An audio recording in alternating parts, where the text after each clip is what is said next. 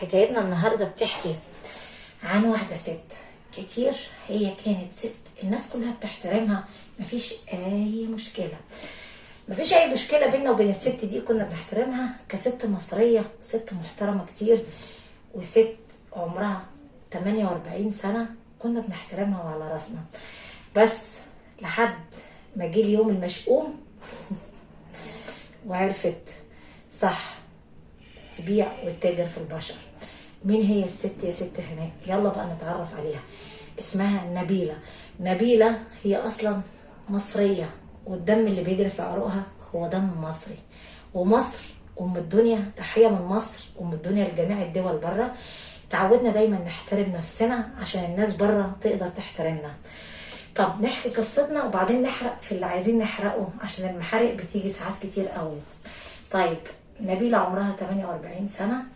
اسمع القصة للآخر عشان تعرف وتعذر هناء الأسطورة. هي عايزة توصلك ايه المعلومة، ومش كل الناس يا باشا اللي بتبيع نفسها بشوية كاشات. أول حاجة اللمبة باظت، اتحرقت. يعني العين أنا لسه معمرتش. يعني ايه يا ست هناء معمرتش؟ يعني أنا معمرتش في المكان عشان أقول لك لمبة اتحرقت ولمبة اتزفتت على دماغي اللي جابني. والله ما انت عارف هناء الأسطورة صريحة. الأول السلام عليكم ورحمة الله وبركاته. أكيد وحشتوني بتوحشوني. الناس اللي بتحب أحلى أسطورة مصرية تنزل تصلي على الواحد، تصلي على سيدنا النبي عليه أفضل الصلاة والسلام. لأن من صلى على سيدنا النبي فينزل يا بطل يصلي عليك ويتبارك بحبيبنا سيدنا النبي عليه أفضل الصلاة والسلام. اتفائل بيه وانزل كده الصبح وانت قبل ما تنزل الشغل قول اللهم صل وسلم وبارك على سيدنا محمد. ربنا يرفع عنك الغم والهم ويبعد المرض عنك ويبعد عنك ولد الحرام. آمين يا أسطورة. طبعا انتوا عارفين البتاع اللي احنا مركبينه الليد ده ماشي. ما رضيتش بقى اجيب الكهربائي لان الكهربائي عايز لسه ليه كاشات فلوس. انا كهناء ما بحبش اشغل الناس ببلاش. عرفت كده صح؟